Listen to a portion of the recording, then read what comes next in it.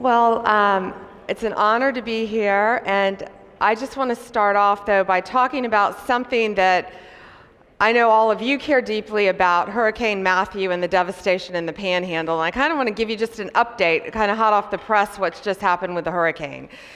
So,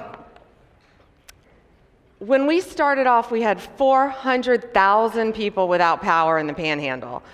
And of course, we're a peninsula state, so it was incredibly devastating. I was on the ground there. I've never seen anything like it, just utter devastation. It was unbelievable.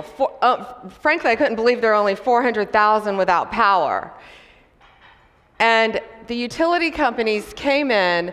Kind of the theme I want to talk about today is our partnership, government offices with businesses. And these utility companies came in, you could not tell if they were from Michigan, Canada, anywhere.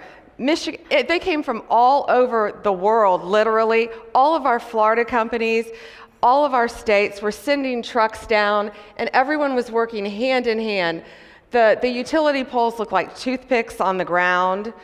To get into the hurricane where it happened, it was like a jungle. I met a young soldier, the Army, they were great, a young soldier. They had to get him in by helicoptering him down and jumping out of a helicopter because it was so massive damage everywhere. So he lands, and they're all on the ground, and this is in Mexico Beach, which is the first slide you saw, and it was just completely devastated. 400,000 people without power. And then you started seeing all the goodness in people, all the goodness in our great businesses. People who had lost everything, you were seeing that everywhere, all over the Panhandle. When people could get back to find that their homes were gone, they were still coming back with American flags and posting American flags. Now, I say only, but we only have 30,000 people without power still. And I've really never seen so much goodness when all of our great businesses came together. We had a horrible thing with the cell phones. Of course, the cell towers, the wires were completely devastated. Verizon, AT&T, T-Mobile, everyone's trying to work together. Call the company TracFone in Miami. They're Miami-based, a national company. They sent up 200 cell phones with 60 days of AT&T service, because we had AT&T up there because they weren't hit as hard, and charged them for all of our law enforcement officers. Our law enforcement officers there couldn't even communicate with each other. I went out to a shelter at an elementary school. They had a huge auditorium of special needs patients. They had a huge room, families, pets. They were isolated. The law enforcement at that shelter couldn't even speak with other people. So we had phones delivered for them. GoFundMe, they were great. They stepped up to the plate.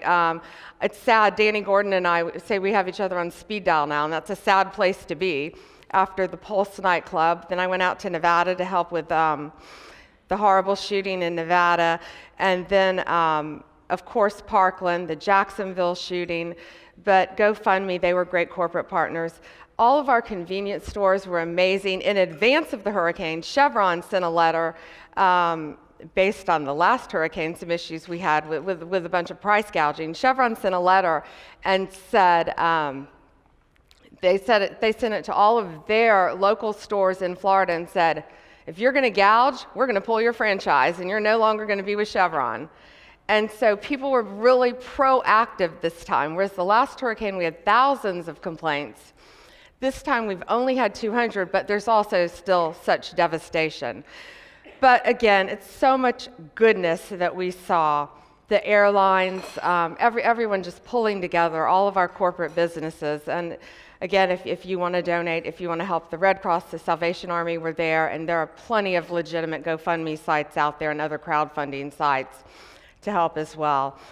Really quick, 11 million meals have been distributed, 3 million gallons of water, these are all approximate, of course, 3 million pounds of ice. We have 9 shelters currently open today with over 1,400 people still in them. Then our National Guard has deployed 4,000. We have Army soldiers everywhere, 2,000 law enforcement officers from around the country. FEMA has already approved $30 million in individual claims, and insurance losses right now are estimated at $1.2 billion.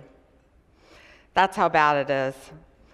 We've got 3,300 patients moved to safe places, and it's just continuing to get better, but it's still very tough there. So thank you for listening to that. That's been the life that we've all been living in Florida. School safety. Partnering with businesses after all of the tragedy that I said we've seen, we've developed an app for school safety, and it's really an amazing thing. What you do is you can download it for free, and kids can go online and anonymously, we had a glitch with that in the beginning, but it's fixed, anonymously report any act of school violence. It can also go into bullying. It can also go into suicide prevention, anything. So we have a school safety app in Florida, given everything that's happened, and we're working hand in hand with our businesses, with our school board. It's been really incredible with all of our law enforcement, where kids can anonymously report things, bullying, suicide. We're receiving tips already. My counterparts around the country, they have them in Michigan, General Schutte, in Colorado, General Kaufman. So we've all been working on that. But as far as the business community, on other aspects, human trafficking is one of the, I think, most frightening things that we're dealing with right now in our world. And what we've done as state AGs, and in Florida especially, we've partnered with our businesses.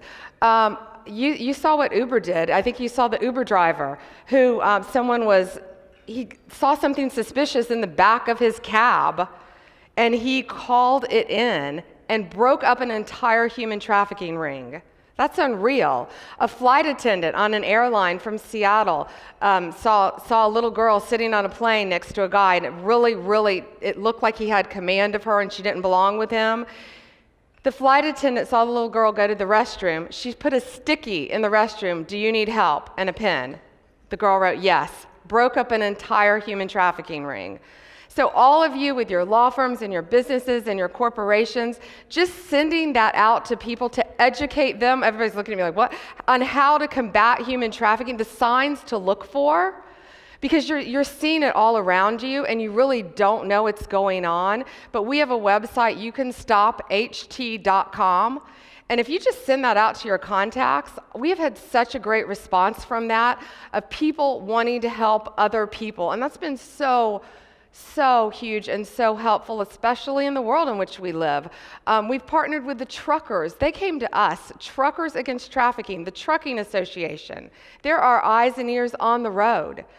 And I've been to Mexico City. I've brought the attorneys general here to Florida, all to talk about what we can do as a country to combat human trafficking with Mexico. You know, you meet these mothers who are separated from these. Their children are ripped away from them, and they're literally addicted to drugs right away. They're taken into captivity. You're saying, well, why would a mother do that and be taken away from let that happen? They immediately addict them to heroin and all these drugs, and it's unreal what's happening. But human trafficking it's a huge, horrible business in this world, and it's affecting all of our good businesses. And so we've partnered with the truckers. The emergency room physicians came to us and said, we know we're seeing victims of human trafficking in the ER, but we don't know what to do. We don't know how to identify them. So we've trained them. Uber started their prototype program for the entire country in Florida now, training their drivers. So just looking for the signs of human trafficking can truly change lives. It's although I feel so much of everything in this world is wrapped around the opioid crisis, and that's something that I've been struggling with really for 8 years as Attorney General. And I hope we have a light at the end of the tunnel, but it's about education, prevention. We have to have prison reform. We're sending addicts to prison when they all need to be in drug court because they're going to reoffend. But never thought in my lifetime I would see heroin in a pill form. In a pill form. And it's manufactured, it's coming in from, it's crazy. They're manufacturing black market fentanyl in China. And they're shipping that to Mexico or directly into the United States. And they're putting it in pill presses. And so you have a pill, and your child at school, they think they're buying an Adderall, they think they're buying a Xanax, they think they're buying it, or getting a Tylenol from someone, and it's heroin in a pill laced with black market fentanyl.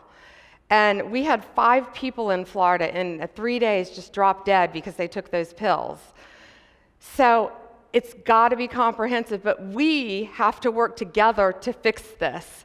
And that's why the Chamber, you do so much good work on the opioid crisis. I cannot thank you enough, Lisa, and all your members for what you do on the opioid crisis.